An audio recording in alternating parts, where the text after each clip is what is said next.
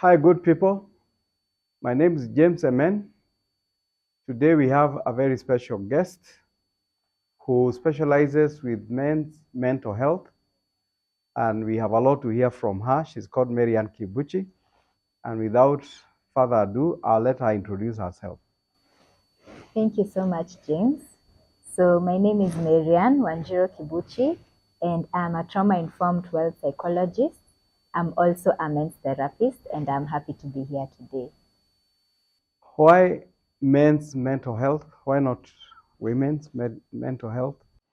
I always ask that. I always reply with another question, and I ask, why not men's mental health? Yes. Well, I think it's because it's one area that has been neglected for such a long time. And if one area is neglected, then society becomes imbalanced. So I felt that instead of just talking about the issues that are going on in society, why not be a solution? So I delved into men's mental health because it's an area that has been neglected. The boy child has been forgotten, and I think it's time that we give him a chance to be himself again. Because that's why we are going through all these things we are going through nowadays. There has been so many murders. Yeah, yeah, Women are being murdered by men. yeah. Those men can't be normal, Yeah, can yeah, they? yeah, Yeah. yeah. So is that the gap you're trying to fill? Yes, And thank you so much for coming. thank you. And you are the top now of your career. Inspire us with your story and other young women out there. Oh my goodness. Okay, so my story is thank you for that. My story is quite interesting. So when I first started out as a men's therapist, I didn't start as a men's therapist. I started as a general practitioner. And then as time went on, I thought, why not get into life coaching? Why not help women? And then at some point, I was like, wait a minute, I think something is wrong here. There's an area that feels a little bit off, feels a little bit imbalanced. There are a lot of cases of suicide, and there are so many worrying cases of the things that men are going through right now, even in silence. So Yes. I thought A lot. I will take up the challenge to just try and fill that gap and start speaking on those issues. And it has been a journey. It has not been easy at all, but I'm grateful that I'm here. And I think that I'm also grateful for community, and there are people who actually encourage me in this journey. Your educational background? Well, I am a counseling psychologist. I have done both counseling and psychology. So I did my certificate and higher diploma in Kenya Institute of Professional Counseling. Uh, it's in the background of counseling and psychology. And then now in campus for my degree, I did my degree at Egerton University, and I specialized in psychology. Yeah. I hear psychologists can look at you and know what you're thinking. Is that true? Huh? Well, I will think not entirely. We cannot look at you and tell what you're thinking, but at least what we are able to do is at least observe behavior. When we observe behavior, is that when we are able to deduce, we might be able to deduce what might be going on in your mind, or what you're thinking, or perhaps what you're experiencing. Yes. Yeah. Okay. Can you inspire other girls to take the course that you took? Do you feel that you took the right course? Are you enjoying it? You are now at the top of it. Yeah. As a practicing psychologist, what do you call it? Well, psychologist As a and men's practicing therapist. psychologist Yeah. and a therapist, Yeah. mental therapist? Yes. Can you inspire other young women out there to take the same course, and why? Yes. I encourage women, and I also encourage men as well. Mm. Because I feel like the area of psychology is very broad. Yes. It is not limited. Mhm.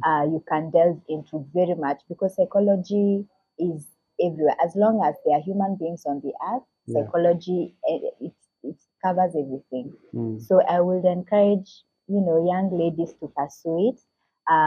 It is a very interesting course because what I have noticed is that as you're helping other people, before you get to help them, you first help yourself because of the things and the lessons that you learn in class.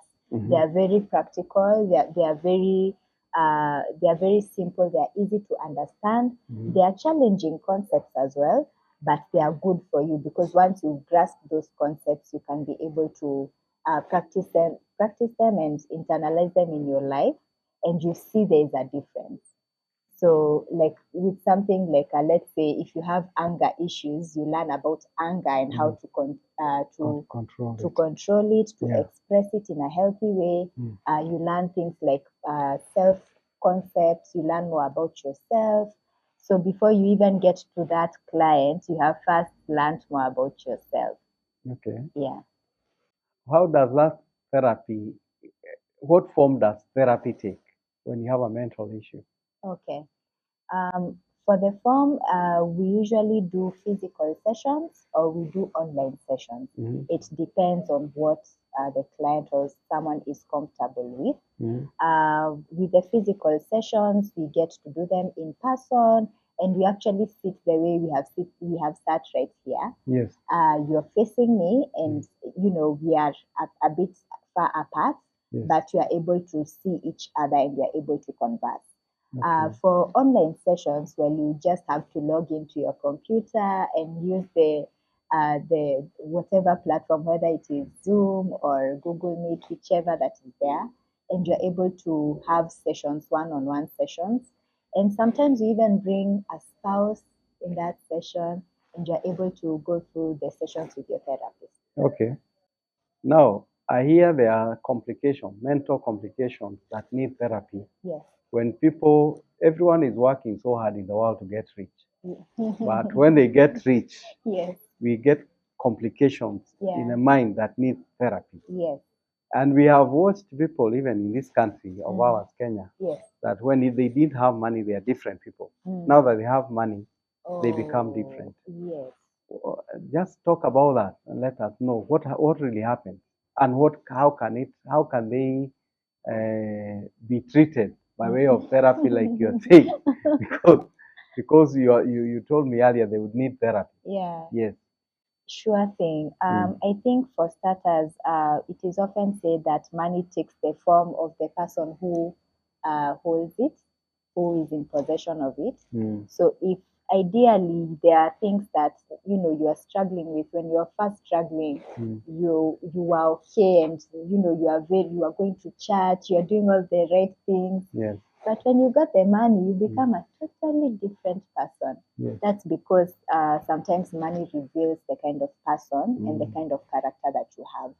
So I would think that, And especially if that money comes easily.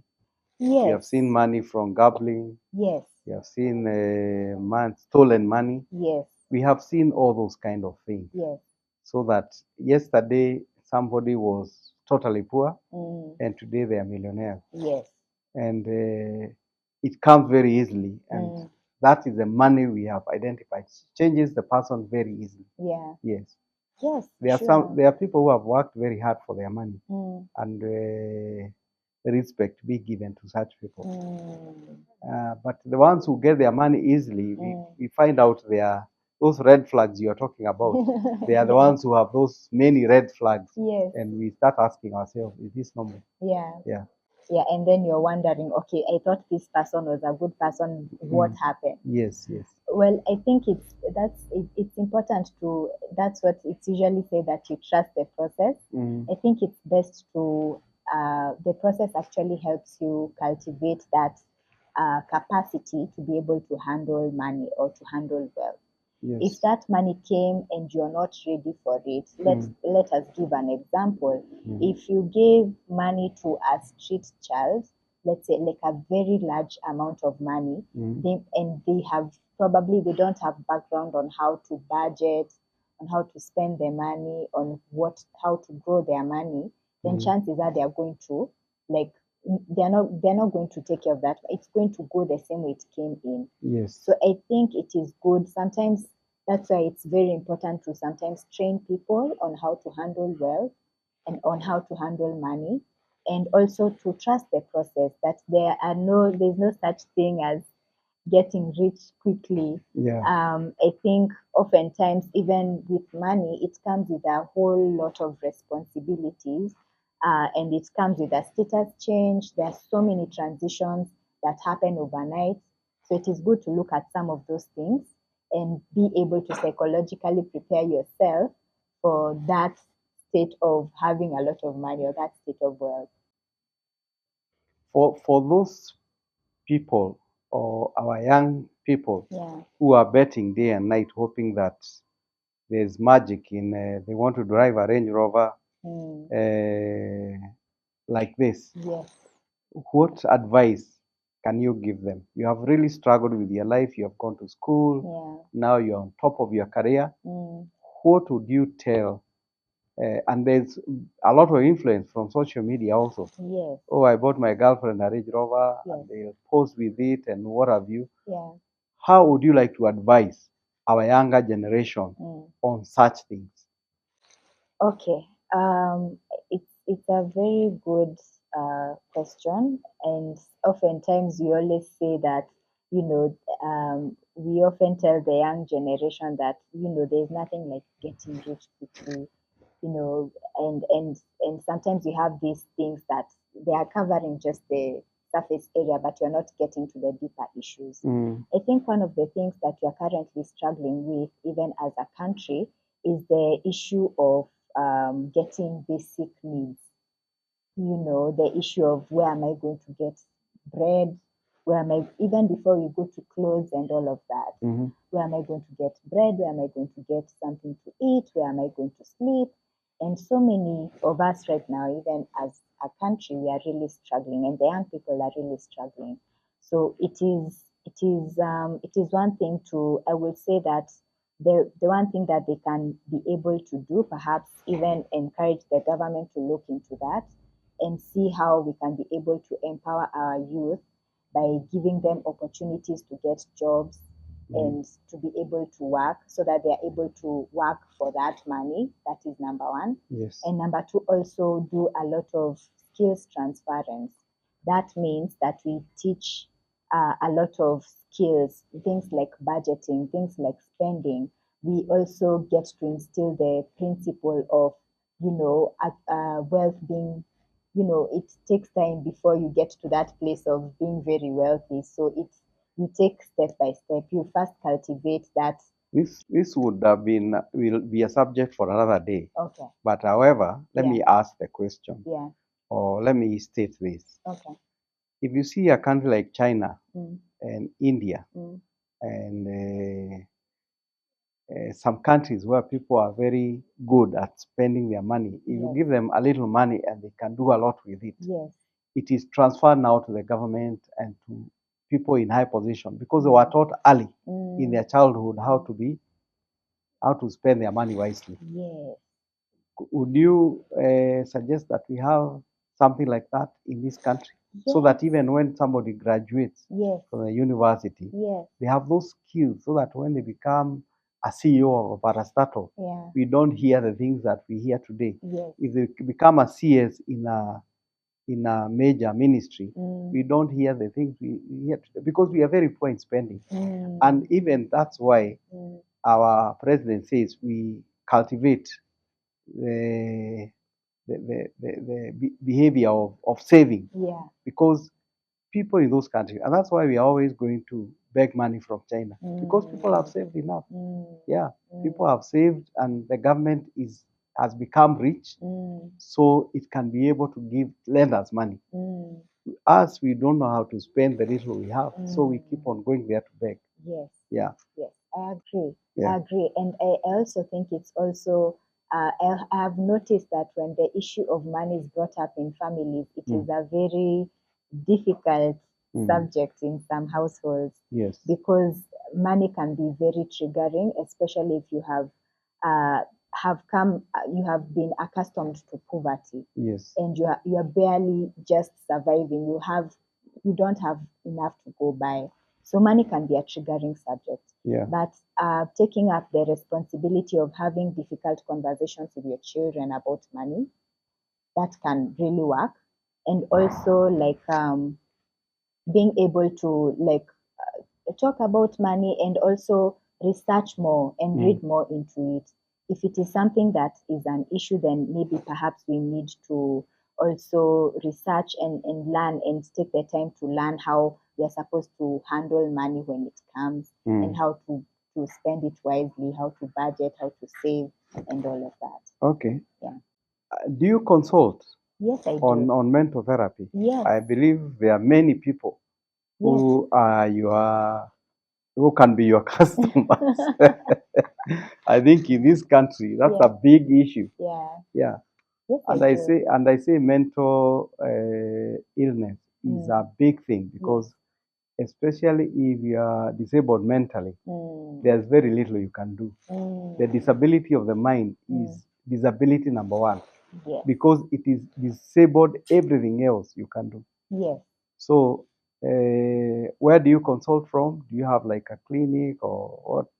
Yes, I'm actually based in Rero at the moment. Yes. But I can be able to share my contacts with our viewers so that they are able to reach me and contact me directly. Okay, we'll have it. We'll have it there so that if you feel your mind is heating up a bit, you can go and see her. And you can get the therapy. Yes. Yes. Or there are issues maybe you need to sort out, and you're in a dilemma, and you can't figure them out in your mind. And as you said, many issues are issues of money. Yes. And relationships. Yes. Actually, for men, it is that. It is relationships and money. It is a lot of money. Even with the femicide issue, one of the cases that I saw, it is as a result of somebody, quote unquote, getting, I don't know how proven it is, but getting into a cult, quote unquote, and that cult is for what? To get more money.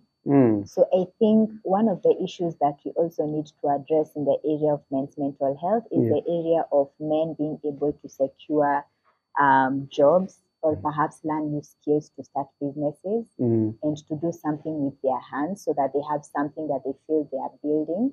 It is also good for their mental health. But are you also telling us there's nothing for free? People have to work. They have to work. This mama's boy we hear of, they have to get out of the sofa and go and work. Yes, yes. Otherwise, there's nothing for nothing. Yes, there's nothing for nothing. There's nothing for nothing. Yeah. Yeah. So I think we are going to put your numbers on our channel. Okay. And whoever thinks they need to consult you, and most of us maybe will feel the need to consult you just for advice and to be tested whether our engines are working. It's like a car. If the rest of the car is normal and the engine is overheating, then there's nowhere you can go with that car. So I think you are offering a very, very important service to the society. Thank you so very, much. very important. Yeah. Thank you so much for inspiring us with your story. This is James EMEN. Please subscribe, comment, and share. Thank you so much.